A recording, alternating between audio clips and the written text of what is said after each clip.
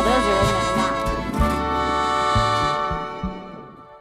The good news is the pergolas are here. They were delivered yesterday. And so let's unpack the box. Let's come up with a game plan. Let's read the instructions on how we're going to build these.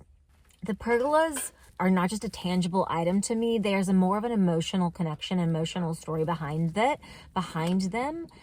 And I'm going to tell you my why. And then let's go over the placement of the build. So it's really not, I'm not in charge of the placement of the build. It's the lay of the land. What the land says, what she shows, which feels weird. Feels a little crazy for me to say, oh, the land speaks to me, but it's Mother Nature. She's in control. Okay, let's get into it.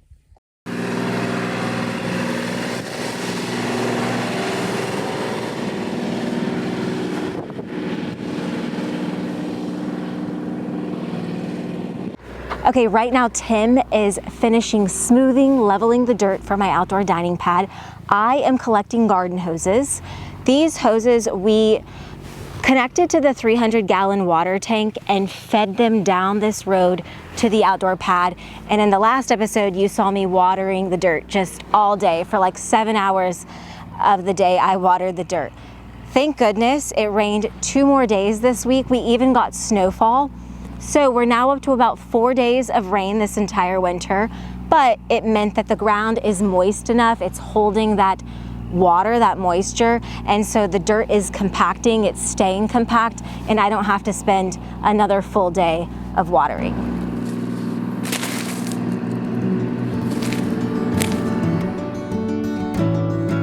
It's been interesting to see, well, really to live firsthand, the duality of social media. When I started this channel 6 years ago, I lived and adventured full-time in a camper van as one of the first solo female van lifers to take you behind the scenes on social media. My channel gained 1,000 subscribers per hour, month after month. And when my mom called and said, wow, your video has more views than the population of Tulsa, the town I grew up in, that's the moment I knew she finally supported my free spirit. And there's multiple views like that, 1 million views, 2 million views. The subscribers, the sponsorships, they all poured in. And then I let it all go. In an age where so many people they crave to be an influencer, I already spent 7 years in the spotlight as a TV news reporter. So my goal was just simply to inspire. I wanted to inspire a fellow female to know your belief in yourself and what you want to do is greater than your fear, because that's the phrase I wore on a bracelet when I let go of my fears and broke out of the Midwest. I went and hiked more than 2,000 miles from Mexico to Washington on the Pacific Crest Trail without any prior experience. So buying this land, also without prior experience, nearly 2 years ago, dedicating attention, learning from projects, going from having money to make my vision a reality to scraping by, I've thought to myself multiple times, wow, I have something here to share, to inspire again. But I too have excuses I tell myself about the time it takes, and I need to be making money hourly right now instead of thinking about the money I could make again on YouTube. But with my recent fence build, I forced myself to show the entire process on Instagram. Even though the views, the engagement, they were shit, I kept showing up and editing the videos. And one day, I opened my email to read, "We'd like to collaborate with you, sending you 2 pergolas, but it has to be for a YouTube video." And that was the sign I took to say, okay, let's restart this. Guys, look how perfect this is. I'm gonna make this an outdoor chandelier for the pergolas. My dad sent me a CBS Sunday Morning episode. This woman in the desert, in the California desert, I think like the Mojave or Joshua tree, she collects tumbleweeds and makes artistic chandeliers out of them. And it really inspired me, so I kind of have been keeping my eye out, and I just found one.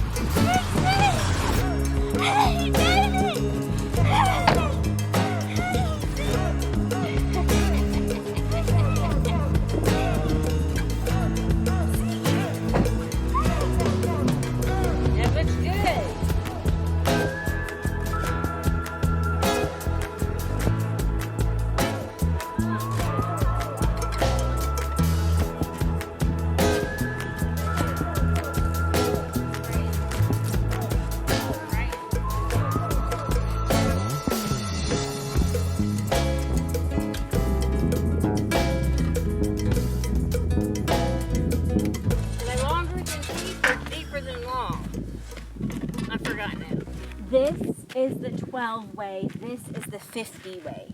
Oh, 50, yeah, right. That's what I was thinking. So it's essentially like this. Yeah, And this is the 12 way. yeah, this is the 10. Okay, now that the pad is ready, I'm gonna come in with my tape measure and lath. Lath is just a fancy word to say we're using sticks as markers. It's gonna give me a visual representation of where to place the pergolas. This pad is more of a rectangle. It's longer and then narrow. It's not like a square. And that's what I look at. I say, okay, what does nature say to me? What does this land say to me? What's the slope? What are the natural dimensions? Where are the boulders? The sumac, the jojoba, they all kind of show you different rooms. And so that's how I'll set up the pergolas. Really, it's only up to me about how I orient the tables. And I just say, well, what's the best view? What's the stunning sunset view? Okay, maybe I want to look at the preserve that's completely protected land. That's just then how I'll twist and turn and move the tables. But everything else, it's up to what the land says. Well, how far does that meter? 25, I believe, yeah. Okay, so 2 of those. 2 of those. Okay, now just hold it and then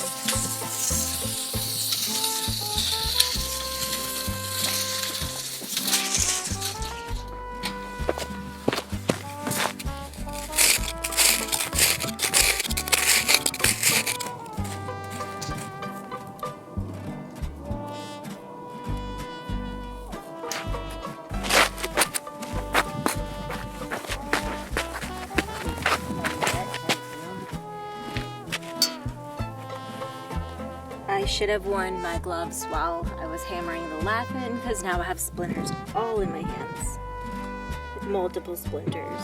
They're tiny things, but they hurt, really hurt. That is why I have to wear gloves all the time.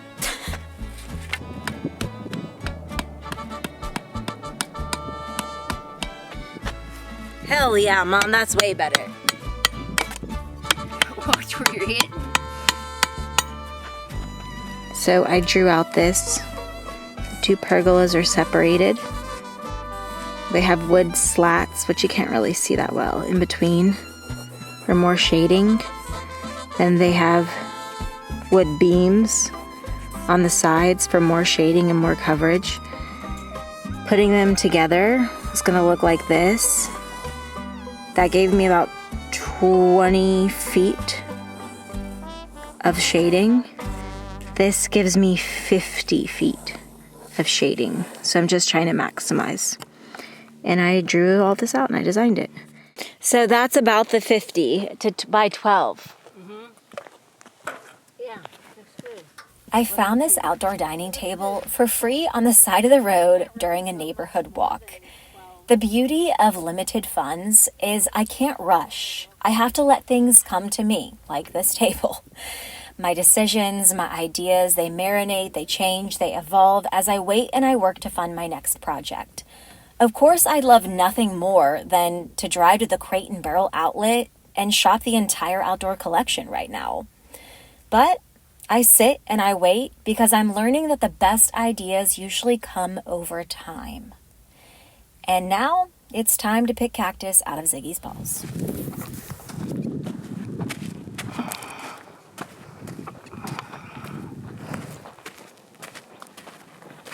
Oh, my big boy.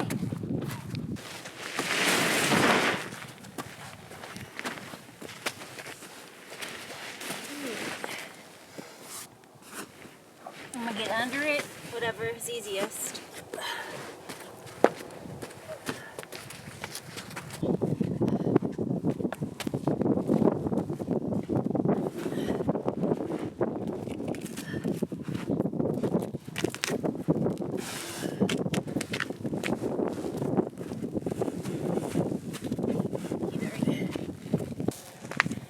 Now is the time to spread wildflowers. It just rained and we expect 2 more days of rain, I think next week.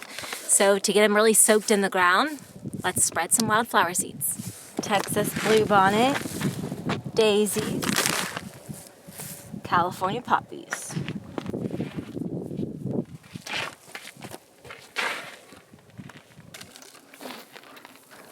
Okay, we're just spreading the flowers now, so we're on our way. Give us about 15 minutes. No, Mom, like 5. 5 minutes, okay, 5 minutes. Bye. She said sooner than later.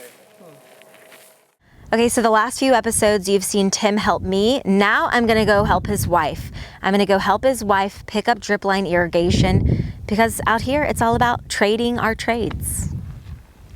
Grab a line. We're gonna just collect them and take them back to their origin. So some of them are tied so that they didn't. I'll never forget the first day I met Karen. She walked my entire 20 acres with me, excited to look at all the rooms, as she calls them, or unique areas I can create. The next week, we physically staked out an entire driveway that ran the length of my property to guide the bulldozer. And that's how Karen is, and that's how she's been the last 2 years. You have a project, she's there. You call her, she answers. She is the self-proclaimed ambassador of our area and the most excited person to see it evolve. It's why she recently became a local realtor. She saw the sleepy little town of Temecula with bumper stickers that read, "Where the heck is Temecula?" and it not even being a place on the news for the weather, become a booming town, a staple.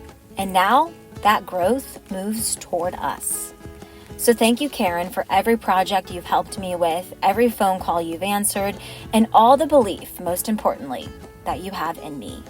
Yes, I will help take care of you when you're 90, like you worry about. Good job. Let me know if you need an extra hand. Would you like? The delivery of these pergolas is impeccable timing. Call it what you want.